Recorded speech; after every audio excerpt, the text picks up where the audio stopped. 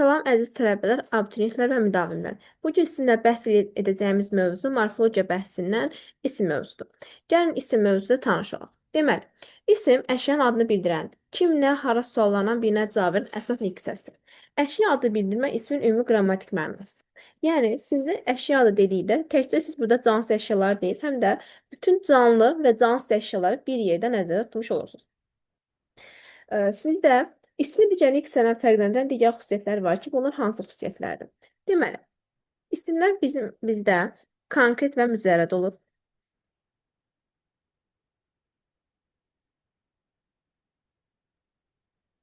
Təkcəm isimlər, ümumi və xüsusi isimlər var. İsmi digər iksərdən fərqləndirən kateqoriya onun hallanmasıdır, hallanır. 5-ci kateqoriyamız mənsubiyyətə görə dəyişməsidir. 6-cı kateqoriyası şəxs xəbərliyi kateqoriyası. Deməli, İsimlərin konkret və mücərrəd olması nədir? Konkret isimlər gözlə görünə bilən, əllə toxunulması mümkün olan, şəklini çəkə bildiyimiz maddi varlıqlar bizdə konkret isimlərdir. Yəni, hər hansı bir əşyanın fərq eləmir, canlı olsun və yaxud da cansız əşya olsun, maddi varlıq forması varsa və biz onun əllə toxuna biliriksə, şəklini çəkə bilirsə, bu isimlər bizdə konkret isimlərdir. Məsələn, ağac, insan, bulud, hava. Bəzən tələbələr hava sözünü və ya da bulut sözlərinin mücərrəd isimlər hesab edir. Amma yadda saxlayın ki, biz bu isimlərin şəklini çəkə bilirik, onları belə deyək, təsvir edə bilirik. Yəni, maddi varlıq forması mümkündür bunların. Və ya da külək. Bunlar sizdə konkret isimlərdir. Mücərrəd isimlər nədir? Gözlə görünə bilməyən, əllə toxunulması mümkün olmayan, maddi varlıq forması mümkün o mövcud olmayan isimlər sizdə mücərrəd isimlərdir. Məsələn, yuxu, xəyal, zaman, bu tipli sözlər sizdə mücərrəd isimlərdir. Mücərrəd isimlər sizdə cavab verir ismin nə sualına. Mücərrəd isimlərin maddi varlıq forması yoxdur və siz bu isimləri yalnız təsəvvürdə mövcud edə bilirsiniz. Bizdə bəzi isimlər var ki, yerindən asılı olaraq həm konkret, həm də mücərrəd isim kimi işlənə bilirlər. Məsələn, analıq sözünə diqqət yetirək. Analıq sözünü əgər ki, siz his mənasında işlədirsə, bu zaman mücərrədir. Yəni, analıq hissi müqəddəsdir, bu zaman mücərrədir. Amma ögey ana mənasında işlətdiyimiz zaman isə bu zaman konkret isim hesab olunur. Və yaxud da ağıl sözü. Ağıl sözü də düşüncə mənasında işləndiyi zaman mücərrəd, malqara saxlanılan yer mənasını ifadə etdiyi zaman isə konkret olur. Saat sözü. Eyni də saat sözdə. Əgər ki, zaman mənasını ifadə edərsə, bu zaman siz deyirsiniz mücərrəddir. Hər hansısa bir əşya mənasını ifadə edərsə, fərq eləmir, qol saat və yaxud divar saat mənasını, bu zaman siz onu nə edirsiniz? Konkret isim kimi düşünürsünüz. Bizdə var, bəzi sözlərimiz var ki, bu sözlərə məsələn kədərli, həyəcanlı sözlərini misal göstərərək və yaxud da sevincli. Bəzən tələbələr bu sözlərin belə deyək, his mənasını ifadə etdiyinə görə bu sözləri ifadə olunur, deyirlər ki, bunlar mücərrəd isimlərdir. Amma bunları isimlə qarışdırmaq olmaz. Niyə? Çünki bu isimlər, bu sözlər bizə isim deyirlər. Niyə? İsimdən yaranmış sifətlərdirlər. Sevinməkdə, sevinc və sevincdir. Düzdür, his mənasını ifadə edə bilərsiniz. Onlara deyə bilərsiniz ki, biz bunları əllə toxuna bilmirik. Amma yadda saxlamalı lazımdır ki, bu tipli sözlərin ilk hissəsi baxımından sifətdir və sifətdə konkret və mücərrəd deyə bir kateqoriya anlayış yoxdur. Kök baxımından kədər, həyəcan, sevinç sözləri bəli isimdir. Amma siz bu sözlərə leksik şəkilsi artırıb, artıq o sözlərin qrammatik mənasını dəyişmiş olursunuz. Növbəti kateqoriya xüsusi və ümumi isimlərdir. Xüsusi isimlər eynicəsi əşyaları bir-birindən fərqləndirmək üçün onlara verilən adlardır ki, bunlara deyilsə xüsusi isimlər. Məsələn, Kür, Araz, Kəpəz, insan adları olsun Əli, Aysel, çay adları olsun Araz, ölkə adları olsun məsələn Bakı, Azərbaycan. Bunlar sizdə xüsusi isimlər. Yəni, eynicəsi əşyaları bir-birindən fərqləndirmək üçün siz onlara hər hansısa bir ad verirsə, bu sizdə xüsusi isimlərdir. Xüsusi isimlərə sizdə insan adları, yer adları, ölkə adları, planet adları, gül, insan adları, bunlar sizdə xüsusi isimlərə aiddir. Ümumi isimlər isə eynicəsi əşyaların ümumi adlarını bildirən sözlərə deyirsiniz ümumi isimlər. Məsələn, insan, qələm, ev, çay. Məsələn, çay deyək. Baxın, çay sözü sizdə ümumi isimdir. Amma mən burada hər hansısa bir çayı fərqləndirmək üçün eynicəsi əşyadır çay sözü. Fərqləndirmək üçün mən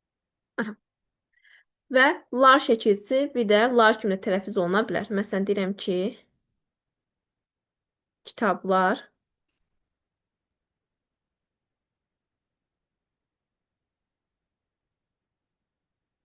Aha. Yəni lar şəklində də tələffüzə siz burada rast gəlmiş olursunuz. Bizdə bəzi mücərrəd isimlər var ki, desə testdə düşsə ki, bütün isimlər cəm şəkilsi qəbul edilmir. Təbii ki, xeyr. Bizdə elə şəkilsi sözlərimiz var ki, təbii ki, bu sözlərə siz lıq şəkilsili sözləri nümunə göstərə bilərsiniz. Lıq şəkilsi qəbul etmiş, sənət peşə məzmunu ifadə edən sözlər sizdə. Bunlar cəm şəkilsi qəbul edə bilmirlər. Məsələn, müəllimlik sözü, fikir versəniz, müəllimlik sözü lıq şəkilsiz əmələ gəlib, mücərrəd məzmunlu bir isimdir və cəmlik qəbul etmir. İnsanlıq, həkimlik sözlərində siz bu cərgəyə aid edə bilərsiniz. Bizdə cəmlik bir var, qrammatik cəhətdən cəmlik, bir də var leksik cəhətdən cəmlik. Qrammatik cəhətdən cəmlik təbii ki, hər hansısa bir tək ismə lar cəm şəkilsini artırılan zaman qrammatik cəhətdən həmin isimlər cəm şəkilsi qəbul edir və qrammatik cəhətdən cəmdir. Qızlar sözü, oğlanlar sözü, kitablar, dəftərlər sözləri qrammatik cəhətdən cəmdir. Amma bir də bizdə var məzmununa görə cəm isimlər. Bunlar nədir? Biz bunlara deyirik toplu isimlər. Yəni cəm şəkilsi qəbul etmədən məzmunca çoxluq bildirən isimlərə deyirik toplu isimlər. Belə isimlər adətən formada təşkil olur. Baxın, formada təşkil olmaq ayrı bir şeydir. Məzmunca təşkil olmaq, cəmdə olmaq ayrı bir şeydir. Cəmlik bu sözlərin leksik mənasında olur. Məsələn, deyirik ki, hansı toplu isimlərimiz var? Əhali, sürü, ilxı, camaat, ordu, bölük, naxır, dəstə, taqım, qrup, qoşun, ictimaiyyət. Bu tipli sözlər bizdə toplu isimlərdir. Sizdə əhali, camaat, bir də ictimaiyyət. Bu üç dənə toplu isim bizdə lar cəm şəkilsini qəbul etmiş olmurlar. Yəni, bu sözlər kəmiyyət şəkilsi qəbul edib cəminə bilmirlər. Yadınızda qalsın ki, digər sözlərimiz isə, yəni toplu isimlərimiz isə cəm şəkilsi qəbul edə bilərlər. Toplu isimlər cümlədə mübtəda vəzifəsində işləndiyi zaman bizim xəbərimiz təşkil olur. Niyə? Təbii ki, bunun səbəbi var. Çünki biz deyirik toplu isimlər məzmuna görə cəm isimlərdir, amma qrammatik baxımdan bunlar tək isimlər sayılır. Yəni sizə əgər testdə düşsə ki, əhali və kitablar sözü və yaxud da dəftər sözü. Bu üç dənə sözdən sizə cəm isimləri seçin desələr, təbii ki, siz gedib buradan yalnız kitablar sözünü qeyd edəcəksiniz. Niyə? Çünki dəftər və əhali sözləri qrammatik cəhətdən tək isimlərdir. Yəni toplu isimlər cəm kəsi qəbul etmədiyi müddətcə biz bu sözlərə deyirik tək isimlər. Amma bu toplu isimlər sizdə məzmuna görə cəmliyi bilir. Təbii ki, bu ayrı bir, belə deyək, mövzudur. Toplu isimlər cümlədə mübtəda vəzifəsində işləyəndə xəbər təşkil olur. Məsələn, camaat ayağa qalxdı. Baxaq. Dedik ki, toplu isimdir. Toplu isimlər cəm şəkildə qəbul etmədiyi müddətcə bunlar tək isimlərdir. Baxın, camaat sözü oldu tək isim. Tək isim olduğuna görə biz fikir versəniz cümlənin mübtədasıdır. Bu zaman gəlib mən cümlənin xəbərini də nə edirəm? Təkdə işlətmiş olurum. Yəni, kəmiyyət baxımından uzlaşmanı qorumalıyım. Bizdə toplu isimlər, bizdə elə sözlərimiz var ki, cümlədə, yəni kontekst daxilində həm toplu isim kimi, həm də toplu olmayan isim kimi işlənir. Təbii ki, bunları necə fərqləndirirsiniz? Həmin cümləyə əsasən baxırsınız. Sinif soyuq idi. Bu cümləyə nəzər yetirsəniz, buradakı sinif sözü təbii ki, toplu isim deyil. Amma desək ki, sürünənlər sinifi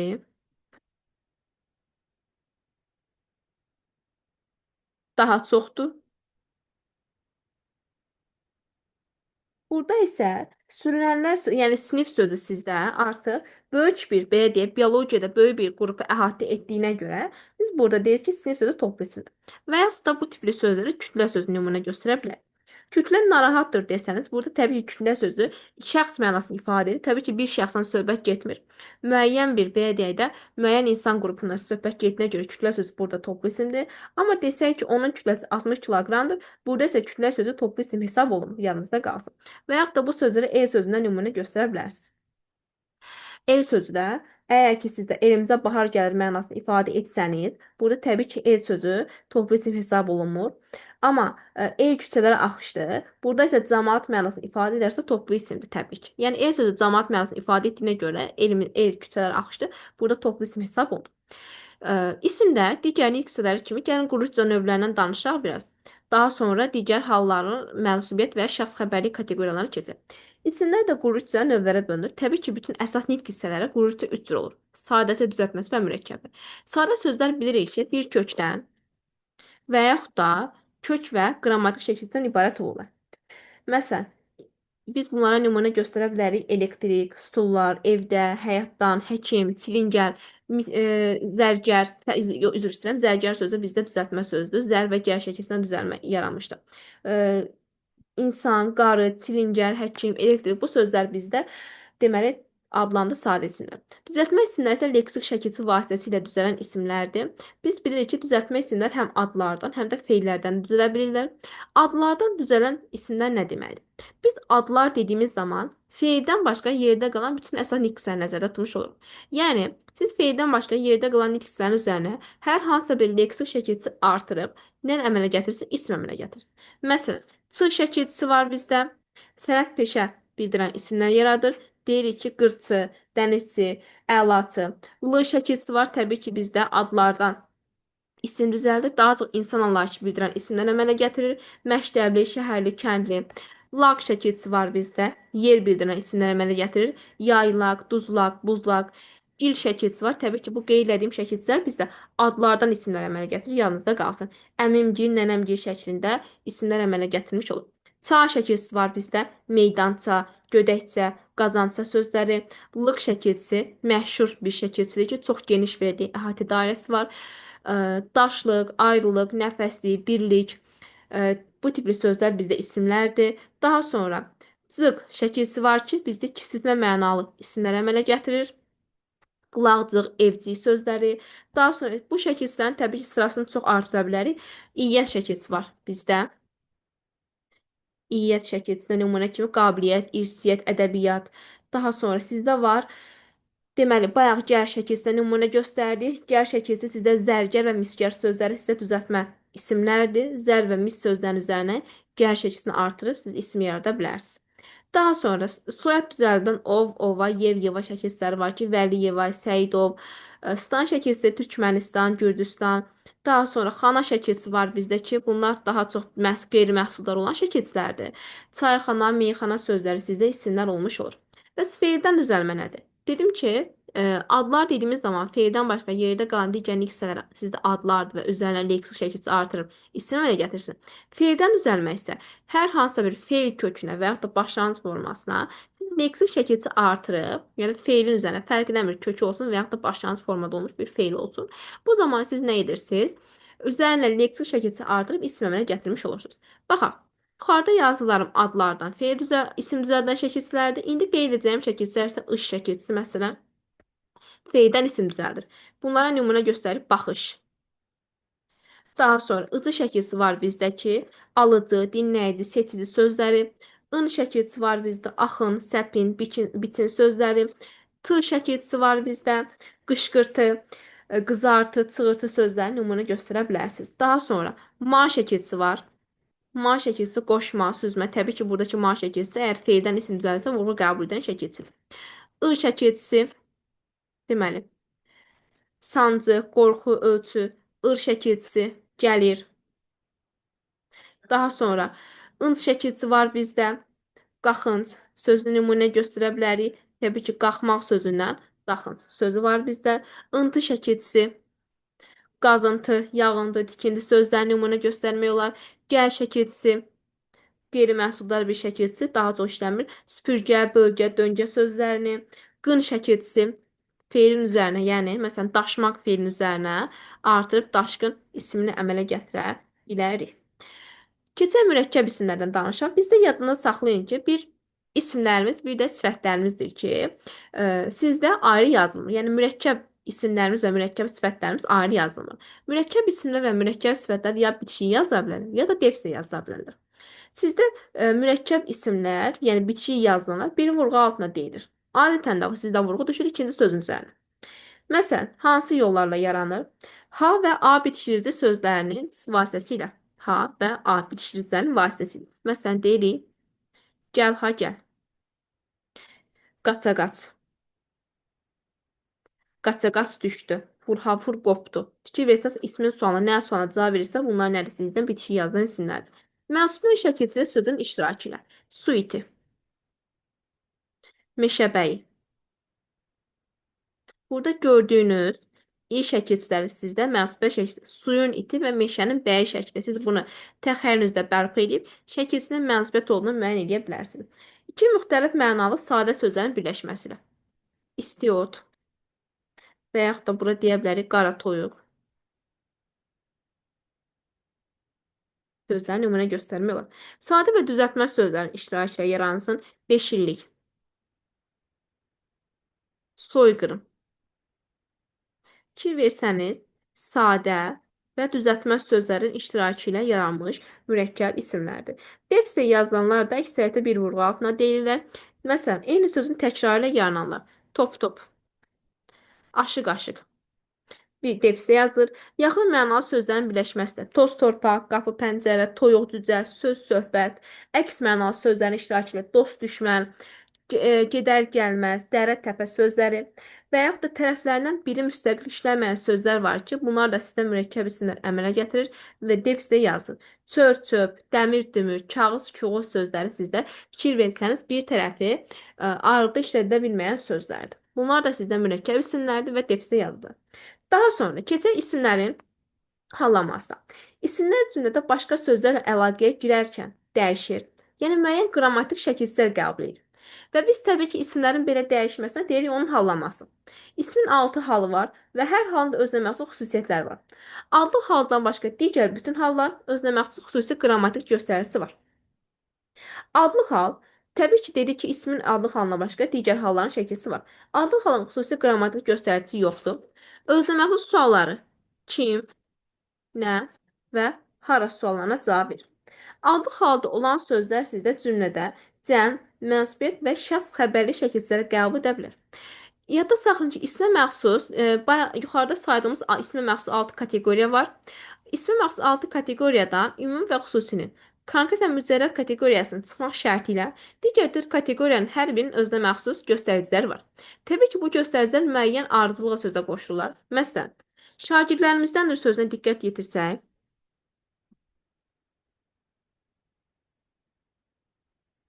aha, bir versəniz şagird sözü bizdə isim. Birinci biz qoşmuşuq sözdə cəm, daha sonra mənsubiyyət, hal, daha sonra şəxs xəbərli. Yəni buradan belə nəticəyə gəlirik ki, qoşulan 4 dənə kateqoriyanın şəkilsə, pərakəndə şəkildə deyil, müəyyən bir ardıcılıqla sözə qoşulur. Yəni biz birinci qoşuruq sözdə cəm şəkilsini, daha sonra bizdə mənsubiyyət şəkilçisidir, daha sonra hal, ən sonda isə bizdə şəxs xəbərli kateqoriyasının şəkilsi artılır. Biz qeyd etdik ki, əgər ki, adlı halın özünə məxsus şəkilsi yoxdursa, sizdə adlı halda olan sözlər cümlədə cəm, mənsubiyyət və şəxs xəbərli şəkilləri qəbul edir. Deməli, 4 dənə kateqoriyanın şəkilçisini adlı hal cəmi üçünü qəbul etmiş olur. Niyə? Çünki bu 4 dənə kateqoriyadan hal şəkilsini qəbul etmiş olmur. Daha sonra, lüğətlərdə sizdə isimlər adlı halda verilir. Adlı halda olan isimlər sizdə adətən başlanğıc formada olur. Əgər ki, adlı halda olan isimlər cəm, mənsubiyyət və xəbərli şəkildə qəbul edərsə, bu zaman adlı halda olan söz başlanğıc formadan çıxmış olur. Yanınızda qalsın. Adlı halda olan söz cümlədə müəyyən cümlə vəzifəsində işlənir. Cümlənin ən belə deyək, geniş yayılmış mübtədası vəzifəsində işlənir ki, biz mübtədanın keçənək sizinlə orada da qeyd edəcəyik ki, mübtəda sizdə adlı hallı söz və söz birləşmələri ilə işlənir. Adlı halda olan söz müstəqil olaraq tamamlıq və zərflik ola bilmir. Tamamlıq və zərflik olması üçün qoşmalarla birgə işlənib cümlədə tamamlıq və zərflik olmalıdır. Məsələn, qeyd edək, anam üçün kitab aldım. Aha.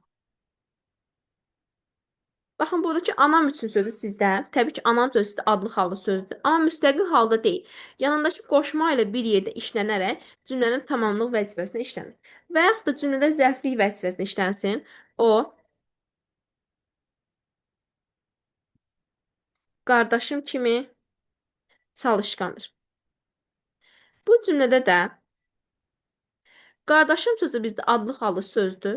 Yanındakı kimi bənzətmə qoşmasıyla bir yerdə işlənir, cümlədə zərflik vəzifəsini işləmiş olur. Yiyəli hal. Bizdə ismə məxsus 6 haldan 2 hal. Təbii ki, biri yiyəli, biri də təsis haldır ki, 2 cür, yəni müəyyən və qeyri-müəyyən şəkildə bölünür. Yiyəli haldan danışaq. Yiyəli halda olan isimlər özündən sonra gələn sözlərlə əlaqələnərək şəxslər əşyalar arasında adətən sahibin yiyəli mənasını bildirir. Yiyəli halın özünə məxsus xüsusi qrammatik göstəricisi sizdə deməli, ın çəkiltisidir.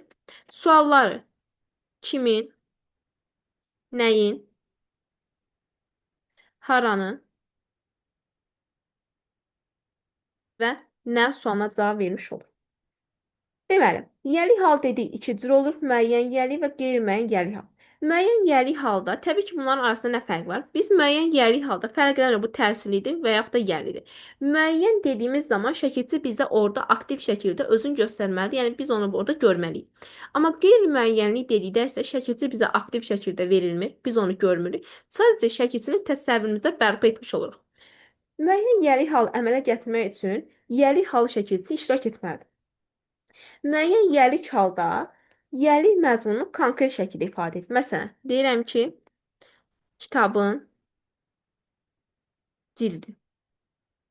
Burada kitabın sözü sizdə yiyəli haldadır və o sahiblik məzmununu konkret şəkildə ifadə edir. Samitlə bitən sözlərdə siz yiyəli hal şəkilsini ın şəklində, saitlə bitən sözlərdə isə yiyəli hal şəkilsini siz nın şəklində, yəni n bitişir samitindən də istifadə edərək düzəltmiş olursunuz.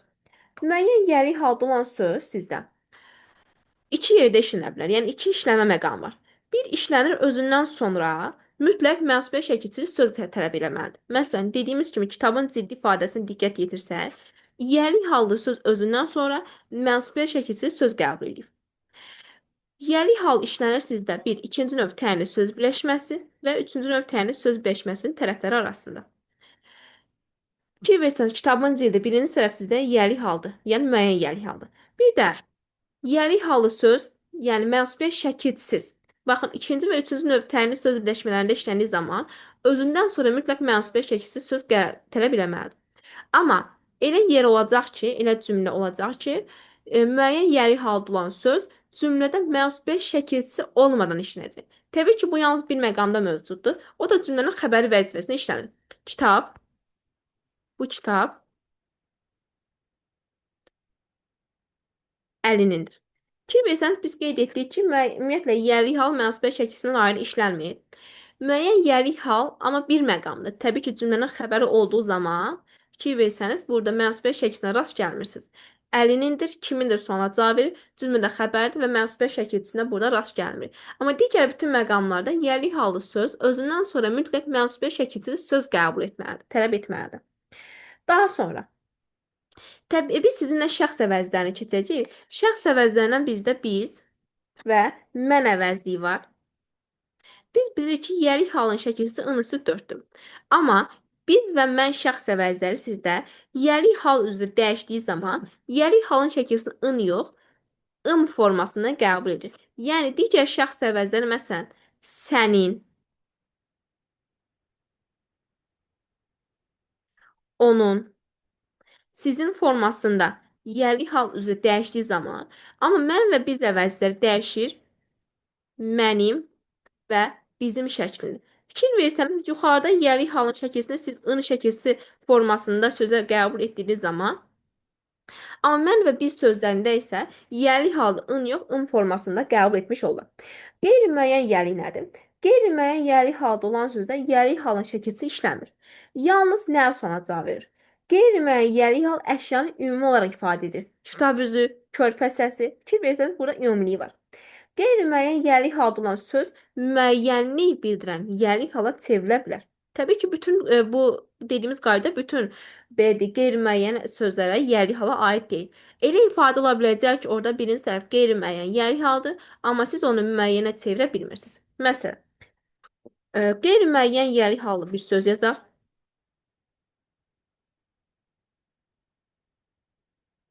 Kitab üzü. Fikir versəniz, buradakı birinci cümlədə kitab sözü bizdə qeyri-müəyyən yiyəlik haldır.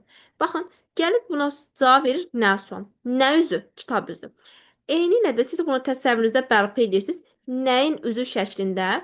Burada bilirsiniz ki, artıq burada nə var? Qeyri-müəyyən yəlik halı şəkilçisi var. Və yaxud da bunun daha dəqiq yəlik halda olduğunu bilmək üçün kitab sözünün yerinə onun sözünü qoya bilirsinizsə, deməli buradakı kitab sözü sizdə yəlik haldır. Özündən sonra gələn üz sözü sizdə mənsubiyyət şəkilçisi sözdür.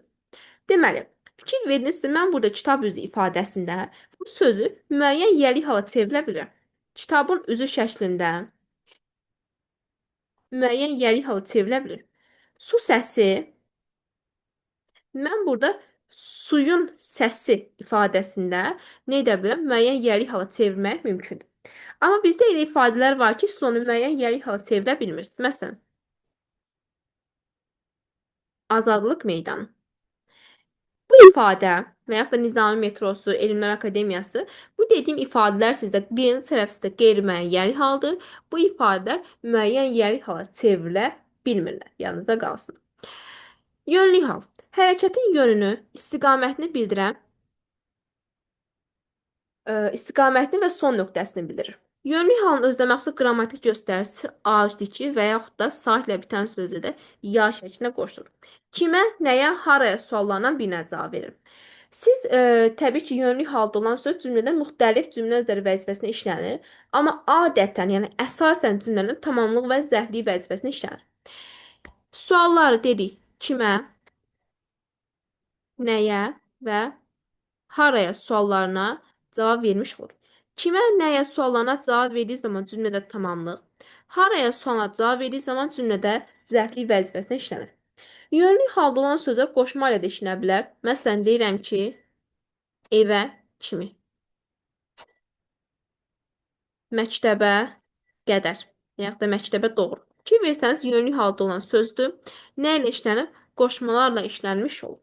Yönlü halda olan söz əgər ki, sonu AL saiti ilə bitən sözlərdən sonra, yəni sonu AL saiti ilə bitən sözlər bizdə yönlü kal şəkilçisi qəbul edərsə, bu zaman sözdə tələffüz zamanı həmin saitlər sözün kökündəki saitlərdən təbii söhbət gedir. Sözün kökündəki açıq saitlər qapalı saitə çevrilmiş olur. Məsələn, nənə sözdən fikir versək, nənə və yaxud da baba sözləri. Bu sözləri yönlü hal üzrə dəyişdiyimiz zaman nənəyə, babaya, xalaya şəklində dəyişir. Bu sözlərdə sözün sonundakı açıq saitlərimiz tələffüz zamanı qapalı saitə keçir. Nənəyə sözü nəniyə, babıya, xalıya şəklində tələffüz olunmuş olur. Fikir verdiyiniz kimi dediyimiz qaydanı bir də təkrar edirik. Sözün sonu AL saitlə bitərsə və həmin sözləri yönlü hal şəkilsi qəbul edərsə, bu zaman sözün son samit, yəni sözün kökündəki sait, açıq sait təbii ki, nəyə keçmiş olur? Qapalı saitə keçmiş olur. Yönlü çalı söz bəzən sizdə, biz dedik ki, yönlü çalı sözlər sizdə yön, istiqamət və son nöqtə bildirir. Amma elə cümlələrimiz var ki, ifadələrimiz var ki, yönlü çalı söz bəzən yön, istiqamət məzmunu bildirməyə bilər. Məsələn, bunu 3 manata almışam. Burada fikir verdiyiniz kimi manata sözündəki A sizdə yönlü hal şəkilçisidir, amma təbii ki, yön və istiqamət bildirir. Təsirli hal. Üzərində iş, hərəkət icra olunan əşyanı, işin halın obyektini bildirir. Deməli, xüsusi qrammatik göstəricisi sizdə I üstü 4 və N şəkilçisidir. Yəni, sözün əgər sonu saitlə bitərsə, bitişinizdən istifadə edirsiniz. Sualları kimi, nəyi və haranı suallarına cavab vermiş olur. Bir də nə sualı. Deməli, təsirli halda olan söz cümlədə tamamlıq olur. Ən əsas belə deyək, sintaktik vəzifəsi cümlədə tamamlıq olmalıdır. Təsirli halda olan söz dedik ki, həm müəyyən təsirli halda ola bilər, həm də qeyri-müəyyən təsirli halda ola bilər. Dedik ki, əgər ki, şəkilçi özünü orada aktiv şəkildə göstərirsə, bu söz sizdə həmin söz müəyyən təsirli haldadır. Amma biz hər hansısa bir təsirli halda olan sözdə şəkilçisini aktiv şəkildə orada görmürsə, yəni təsirli halın şəkilçisi iştirak etmirsə, bu bizdə qeyri-müəyyən təsirlidir. Məsələn, kitabı mənə Gətir. Yenə sualını verək. Nəyimə nə gətir? Kitabı. Təəssüf halı sona cavab verdim və mən burada şəkilçini aktiv şəkildə burada görürəmsə, bu tipli sözlər məndə müəyyən təsir halda olan sözlərdir. Müəyyən təsirli halda olan söz kimi, nəyi və haranı suallarına cavab vermiş olur. Bəzən bitişik samitlə də işlənə bilər təsir halda olan söz. Həmin o sözlərdə sizdə sözün sonu saitlə bitməlidir ki, n bitişik samitlə istifadə olunsun. Qeyri-müəyyən təsir halda isə dedik ki, təsir halı şəkildə istifadə olunmur və qeyri-müəyyən təsir halı söz bizdə cavab verirsə nə sual? Qeyri-müəyyən təsir halı sözlərin bir sualı olduğuna görə, yəni nə suala cavab verdiyinə görə siz onları təsir halının digər suallarına əsasən müəyyən edə bilərsiniz. Məsələn, gəlin bir cümlə yazaq və orada təsirli halı sözü müəyyən etməyə çalışaq. Quşdən yeyir. Verilən bu cümlədə yeyir nə quş, nə də. Baxın, fikir versəniz, dən sözdə sizdə nə sonra cavab verdi, quş sözdə sizdə nə sonra cavab vermiş oldu. Mən şübhələnirəm burada dən sözün təsir halda olmasın. Amma bunun təsir halda olduğuna necə əmin ola bilərəm? Müəyyən eləməyin yolları. Birinci, şübhələndiyiniz sözdən əvvəl siz o, bu və həmin işarə əvəzlərini artırın. Artıraq. Quş o dəni yeyir. Fikir versəniz, əgər kimə cümlədə o, bu, həmin sözlərin təsir halı olduğundan şübhələndiyim sözün əvvəlini artırıramsa və bu zaman i-ni bərpa eləyirsə bu təsir haldadır. Amma yox, mən bura artırdığım zaman i şəkilçisini bərpa etməsəydi, bu zaman dən sözü məndə adlıq halda işləmiş olacaqdı. Amma hal-hazırda bərpa elədiyinə görə mən deyirəm təsirli haldadır. Üçüncü qaydamız. Üzr istəyirəm, ikinci qaydamız. Nə sona cavab verən söz bilirik ki, bu təsir haldır. Qeyri-müəyyən təsir hal nə sona cavab verir. Təsirli halda olduğuna görə təbii ki, nəyə sona da cavab verməlidir. Quş nəyi yeyir? Əgər ki, nəyə sona cavab verirsə, deməli təsirli haldır. Üçüncü qaydamız qeyri-müəyyən təsirli hallı söz xəbərdən uzaqlaşdırmaq lazımdır. Fikir versəniz, xəbərdən uzaqlaşdır. Baxaq. Quşdan yer ifadəsində ümumiyyətlə qeyri-müəyyən təsirli hallı sözün yeri xəbərin yanıdır. Onu xəbərdən uzaqlaşdırdığımız zaman nəyə çevriləcək? Müəyyən təsirli hala. Dən sözünü yanındakı xəbərdən uzaqlaşdıraq. Dəni quş yeyir. Gördüyünüz kimi burada uzaqlaşdırılanda sizdə dən sözü müəyyən təsirli hala şəkilsini bərpa etmiş oldu.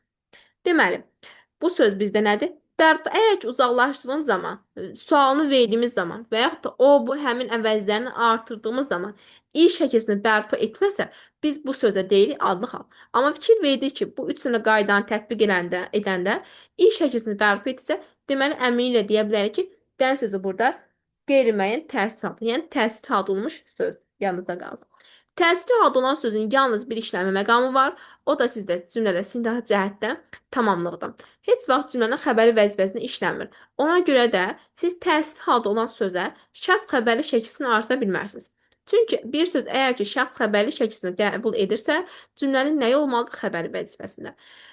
Təsirli halda şəxs xəbərli şəkilsini qəbul edib xəbər vəzifəsində işlənə bilmir. Yerli hal. Yerli hal hərəkətin baş verdiyi və yaxud da əşyanın olduğu yeri bildirir. Xüsusi qrammatik göstəricisi sizdə da şəkilçisidir. Kimdə, nədə və harada suallarından birinə cavab vermiş olur. Deməli, yerli halda olan söz əgər kimdə, nədə sualına cavab verərsə, cümlədə tamamlıq, harada sualına cavab verirsə, cümlədə nə olur? Zərflik vəzifəsində işlənmiş olur. Yeni halda olan söz yanınızda qalsın ki, qoşmalarla işlənə bilmir. Ümumiyyətlə, ismin 4 dənə halı qoşma ilə işlənə bilir. Yerli və təsirli halı olan söz qoşmalarla işləmək xüsusiyyətinə malik deyil. Buna da diqqət etmiş olaq. Daha sonra çıxışlı hal. Çıxışlı hal hərəkətin çıxış nöqtəsini, yəni başlanğıc yerini bildirir. Xüsusi qrammatik göstərici sizdə dan şəkilçisidir. Kimdən, nədən, kimdən, nədən, haradan suallarından birinə cavab vermiş olur. Kimdən, nədən sualına cavab verəndə cümlədə tamamlıq vəzifəsində, haradan sualında isə sizdə zərflik vəzifəsində işlənmiş olur. Çıxışlı hallı söz mənasına görə yönlük halın əksini bildirir. Niyə? Biz yönlük halı danışanda dedik ki, yönlük hal nədir? Hərəkətin son nöqtəsini bildirir. Çıxışlı hal isə nəyi bildirir? Hərəkətin başlanğıc nöqtəsini. Məsələn, deyirəm ki, evə və yaxud da evdən. Evə gedirəm, son nöqtə məndə evdir. Evdən çıxdım, yəni başlanğıc nöqtə məndə nədir? Ev. Fikir versənə, çıxış halı söz başlanğıc nöqtə, yönlük hal isə son nöqtəni bildirmiş olur. Cümlədə əgər ki sonu n və m samitlərlə bitən sözlərdən sonra siz çıxışlı hal şəkilçisini əlavə edərsinizsə, bu zaman çıxışlı hal söz, yəni çıxış halın şəkilçisi tələffüzdə sizdə nan şəklində tələffüz olunur. Məsələn, atamdan tələffüz olunur sizdə atamdan şəklində. Sonu m samitlə bitdi. Mən çıxışlı halın şəkilçisini əlavə etdim. Tələffüz zamanı dan şəkilçisi nan kimi tələffüz olunur. Çıxışlı halda olan söz qoşmalarla da işlənə bilir. Səndən əvvəl, səndən ötürü, səndən başqa, səndən sonra. Fikir versəniz, mən bu sözü, yəni çıxışlı halda olan sözləri qoşmayla da işləyə bildim. İsim mənsubiyyətə görə dəyişməsi kateqoriyası nədir? Əşyanın hər hansısa bir şəxsə aidliyini bildirən isimlər sizdə mənsubiyyət kateqoriyasıdır. Deməli, mənsubiyyətə görə dəyişmir. Dedi ki, əşyanın hər hansısa bir şəxsə mənsubluğunu bildirən kateqoriya isim mənsubiyyət şəkilçiləridir. Mənsubiyyət şəkilçili isimlər özündən əvvəl gələn və yəlik halda işlənən sözlə bağlı olur. Onunla birlikdə cümlənin bir izi olur. Mən yəlik halı sizə yuxarıda izah edəndə dedim ki, yəlik halı söz özündən sonra mənsubiyyət şəkilçili söz işlətməlidir. Amma bunun əksinə, belə deyək, bu qaydanın əksi də var. Yəni, mənsubiyyət şəkilçili söz yenə özdən əvvəl yəlik halı söz tələb etməlidir. Şəxsi özü dəyişəndə birinci şəxsin mənsubiyyəti birinci, ikinci və üçüncü. Yəni tək və cəm üzrə dəyişir sizdə mənsubiyyətlər. Birinci şəxsin təklin şəkilçisi mənim kitabım, sənin kitabın, onun kitabı, cəmi bizim kitab. Birinci şəxsin təbii ki, cəmindən söhbət gedir. Bizim kitabımız, sizin kitabınız və onların kitablar. Fikir verdinizsə, mən burada sizə sözü mənsubiyyətə görə dəyişərkən əvvəlini mənim, sənin, onun, bizim, sizin və onların sözlərini işlətdim. Baxın, mənim burada işlətdiyim sözlər yəlik hallı sözlərdir. Yanınızda qalsın. Həmin sözlər əvəzilərdir, şəxs əvəzidir və həmin şəxs əvəziyində işlənən şəkilsə yəlik hal şəkilsidir. Şəxs əvəzləri heç bir zaman mənsubiyyətə görə dəyişə bilmir. Yəni, gəlin mənim sözündəki, bura qeyd edək, mənim kitabım. Dedi, kitab sözündəki ım şəkilsi mənsubiyyətdir. Mənsubiyyət şəkil söz özündən əvvəl nə qəbul edir? Yəlik hallı söz. Bəzən tələbələr çaşırlar ki, birinci şəxsin təkinin mənsubiyyəti ımdırsa, mənim sözündə də şəkilçi ım mənsubiyyətdir. Xeyr, səhvdir.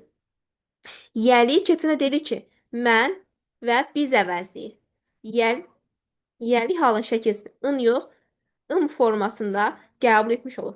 Deməli, mənim, bizim sözlərindəki ım şəkilsi yəlik hallı söz. Daha sonra bizdə elə sözlər var ki, mənsubiyyətə görə dəyişərkən bitişik samitdə fərq əmələ gəlir.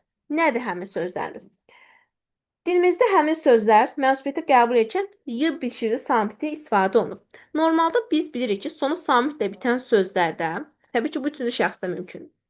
Mənsubiyyətə görə dəyişərkən onun atası.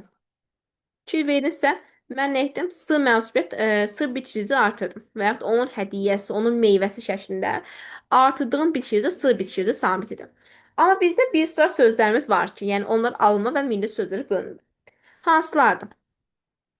Tali, mövqe, mənafi, mənşə, mövqe. Burada qeyd etdiyim sözlər sizdə alınma sözlərdir və öz milli sözlərimizdən su və nə sözləri. Bu sözlər mənsubiyyətə görə dəyişərkən yuxarıda yəni qeyd etdiyim sözlər var. Məsələn, onun atası, onun meyvəsi, onun hədiyyəsi. Bu sözlərdən fərqli olaraq s bitişdirici yox, nəyə qəbul edir? y bitişikdir samitini. Məsələn, onun taleyi, suyu, nəyi, mənafeyi, mənşəyi və yaxud da mövqeyi. Deməli, hansı sözlər tale, mövqe, mənşə, mənafe, mənbə. Ay, yuxarıda mənbə sözünü qeyd eləməmişəm. Üstə mövqeni 2 dəfə yazmışam. Mənbə. Bu sözlər dediyimiz kimi sı bitişici yox, y bitişli samitini, bitişli samitini qəbul etmiş olur. Daha sonra şəxs xəbərlik kateqoriyası. İsimdən şəxsə görə dəyişərkən qəbul etdiyi şəkillər xəbərlik, yəni şəxs şəkilçiləridir. Xəbərlik şəkilçiləri cümlədə sözü xəbər edir. Yəni mübtəda və xəbər arasında əlaqə yaradır. Bu şəkilçilər vasitəsilə sizdə cümlə tamamlanır. Xəbərlik şəkilçiləri qrammatik şəkilçilərdir və sizdə vurğu qəbul etmir. Gəlin dəyişən xəbərlik şəkilçilərini, gəlin bir sözümüzü götürək və onun xəbərlik şəkilçisini dəyişək. Məsələn, mən müəlliməm. Sən müəllimsən. O müəllimdir. Biz müəllimik. Siz müəllimsiniz və onlar müəllimdirlər. Fikir verirsə, biz sözü mənsubiyyətə görə dəyişərkən mənim, sənin, onun şəklində özdən əvvəl söz artırırıq. Amma şəxs xəbərli üzrə dəyişdiyimiz zaman mən, sən, o şəxslər üzrə dəyişmiş oluruq.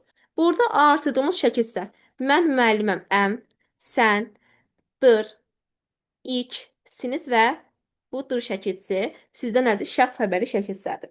Vurğu qəbul etmirlər. Vurğunu ötürürlər özdən əvvələ. Fikir versəniz, müəllim, müəllimsən, müəllimdir. Müəllimik, müəllimsiniz, müəllimdirlər. Vurğu qəbul etmir və vurğunu ötürürlər özdən əvvələ. Dedik ki, təsirli halda olan söz cümlədə xəbər olmur. Xəbər olmursa deməli nədir? Bu qeyd elədiyim şəkilləri qəbul edə bilməz. Yadınızda qalsın. Bizdə var isim sifətin xüsusiyyətini daşıması, yəni ismin atributivləşməsi, yəni sifətləşməsi. İsim biz bilirik ki, cümlədə cümlənin olur mübtədası, tamamlığı, təyini, xəbəri vəzifəsində, zərflik vəzifəsində işlənə bilir. Təbii ki, cümlənin təyini vəzifəsində işlənməsi üçün bizim isim nə etməlidir? Sifətləşməlidir, yəni atributivləşməlidir. Bəs isim nə zaman sifətləşir? İsim cümlədə başqa bir ismi təyin edərək təyin vəzifəsində işlənir. Bu zaman sifətin sonuna cavab verir, yəni sifətləşir. Bizdə sifətləşən isimlər daha çox material bildirən isimlərdir ki, daş, yun, taxta, şüşə, asfalt, torpaq, çit, pambıq, dəmir, qızıl, gümüş, mis, bez, bürünc, dəri, torpaq. Bu sözlər bizdə material bildirən, yəni daha çox sifətləşən isimlərdir. Sifətləşmək üçün nə dedik? İsim cümlədə başqa bir isim təyinləməlidir. Gəlin baxaq. Yun, şal keyfiyyətlidir. Demək, keyfiyyətlidir. Nə? Şal. Necə şal? Yun şal. Fikir verinizsə, yun sözü bizdə qeyd elədik ki, nə suala cavab verir və nitq hissəsi baxımından isimdir. Nə suala, yəni ismin suala cavab verir. Amma özündən sonra bir isim gəlib, onu əlamət keyfiyyət cəhətdən təyin etdiyi zaman nə oldu? Cümlənin nə oldu? Təyin olmuş oldu. Yəni, sifətin sualına cavab verir. Necə sualına cavab vermiş oldu. Sizə gəlib desək ki, buradakı yun şal keyfiyyətlər ifadəsində, yəni cümləsində yun sözü nitq hissəsi baxımından nədir? Gəlib təbii ki, burada sifətin sonuna cavab verir deyə bunu sifət götürmürsünüz. Niyə? Bu sifətin sonuna cavab versə də bunun ümumi qrammatik mənası nədir? İsimdir. Bir söz bir nitq hissəsinə malik ola bilər. Daha sonra bizdə bəzi ikihecalı sözlər var ki, yəni bəzi ikihecalı sözlərdə saitin düşməsi hadisəsi var. Həmin sözlərimiz bölünür bizdə milli və alınma sözləri. Gəlin onlar haqqında danışaq. Deməli, milli sözlərimiz və alınma sözlərimiz. Milli sözlərimiz bizdə daha çox, bizdə olur bədən üzrə başlayan ifadə olunan sözlərdir. Ağız, ağıl. Buradakı ağıl sözü təbii ki, düşüncə mənasını ifadə edir. Amma istisna məqam kimi özdə ağıl sözü alınmadı. Bu cərgəyə daxil etmiş oluruq. Hansı sözlərdir milli sözlərimiz? Ağız, ağıl, alın, beyin, boyun, burun, çiyin, əyin, könül, qarın, qoyun.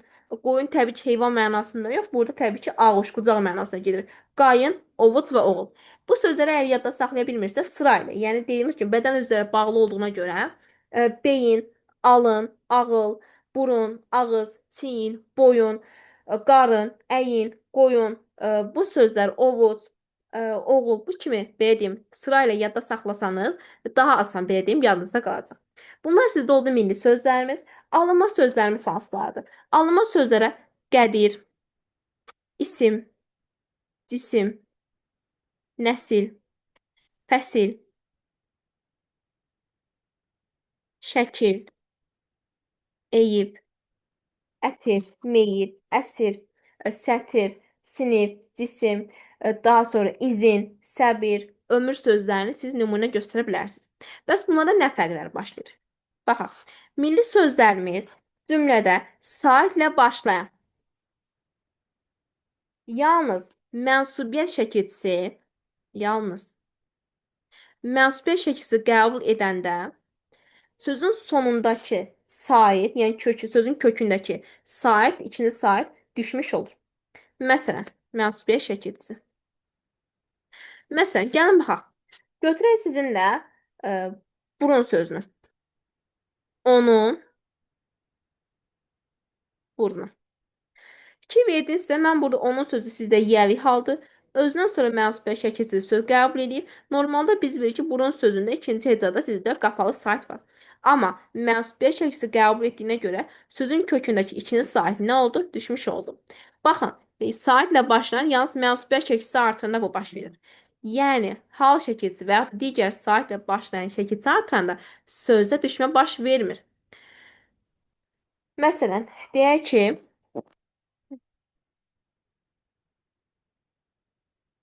deməli,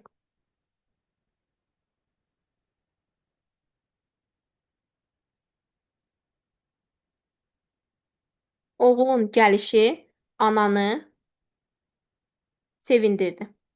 Bu cümlədə deməli, fikir versəniz, oğlun sözü sizdə şəkilçi qəbul edib yəli halın şəkilçisi.